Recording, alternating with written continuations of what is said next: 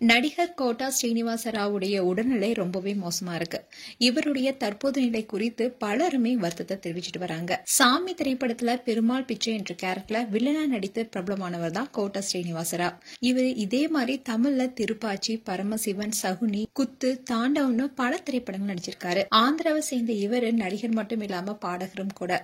Quota Srinivasa Rao தெலுங்குல கிட்டத்தட்ட 250க்கும் மேற்பட்ட திரைப்படங்களை நடித்து பிரபலமாக இருக்காரு. அதுவும் அதிகமான இவர் வில்லனாவே நடிச்சிருக்காரு.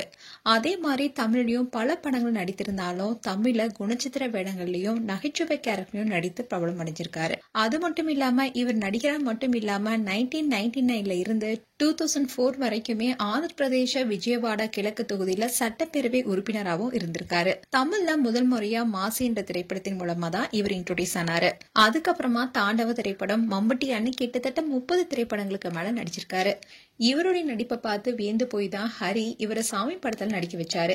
இந்த படத்துல இவர் பிச்சை பெருமாள் என்ற கேரக்டர்ல ஹீரோ விடவும் பெஸ்ட் என்று சொல்ற மாதிரி அவரோட நடிப்பால மிரட்டி இருப்பாரு. இவருடைய டைலாக்ஸ் ஆகட்டும், அதுக்கான ஃபேஸ் எக்ஸ்பிரஷன் ஆகட்டும் தனித்துவமா இருக்கும். பார்த்த உடனே பயம் ஏற்படுற அளவுக்கு அவரோட நடிப்பு அந்த படத்துல இருந்திருக்கும். இதை தொடர்ந்து 2001ல வெளியான கோ என்ற படத்தில் நடிச்சிருந்தாரு. அண்ட் இறுதியா 2023ல தெலுங்குல வெளியான ஸ்வர்ண சுந்தரி படத்தில் நடிச்சாரு. அதுக்கப்புறமா அவர் படத்துல எதுவும் நடிக்கல.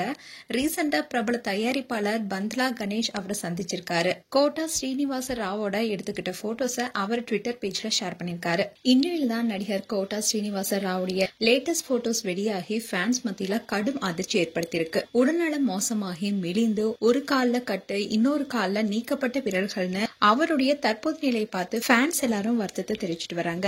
அவருடைய உடல்நிலை குறித்து ரசிகர்கள் வேதனை தெரிவிக்கிறதோடு இவருடைய உடல்நிலை சீக்கிரமா சரியாகி மீண்டும் பழைய நிலைமைக்கு வந்து நடிக்க வரணும்னு பலருடைய எதிர்பார்ப்பாவே இருக்கு.